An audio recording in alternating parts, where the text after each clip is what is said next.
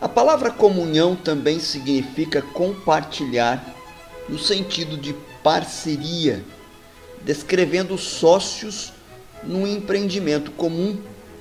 Esse empreendimento pode referir-se a negócios seculares, conforme aparece em Lucas capítulo 5, versículo 10.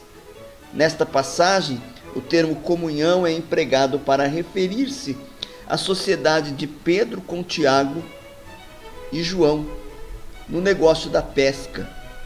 Também pode se referir ao empreendimento espiritual, isto é, a obra cristã, como acontece em 2 Coríntios capítulo 8, versículo 23.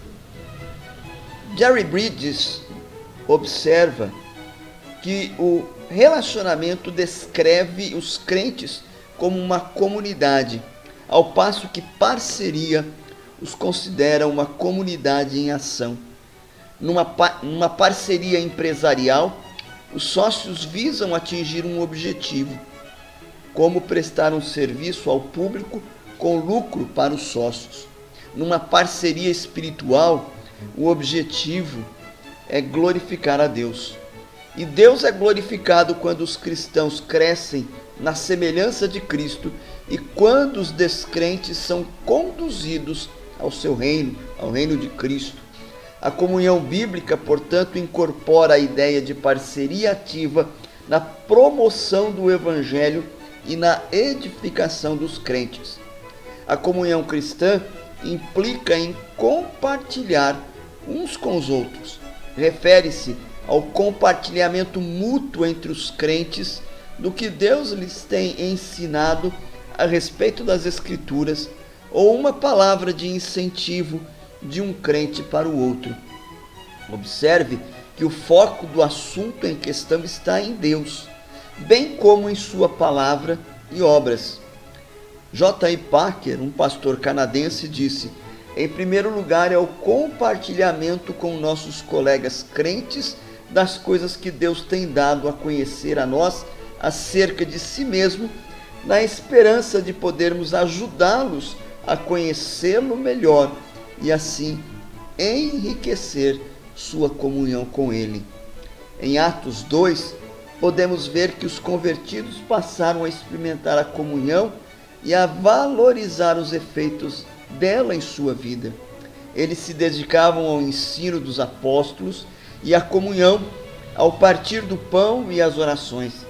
À medida que os cristãos ouviam o ensino dos apóstolos e eram esclarecidos pelo Espírito Santo, alcançando um novo entendimento das Escrituras, eles compartilhavam uns com os outros os novos conhecimentos.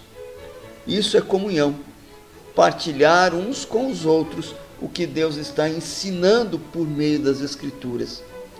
Até que ponto nosso conceito atual de comunhão difere dessa perspectiva?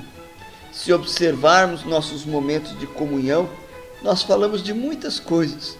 Falamos sobre política, economia, trocamos receitas, falamos do nosso time de futebol, rimos com as piadas e uns dos outros, mas não compartilhamos o que Deus nos tem ensinado com a sua palavra.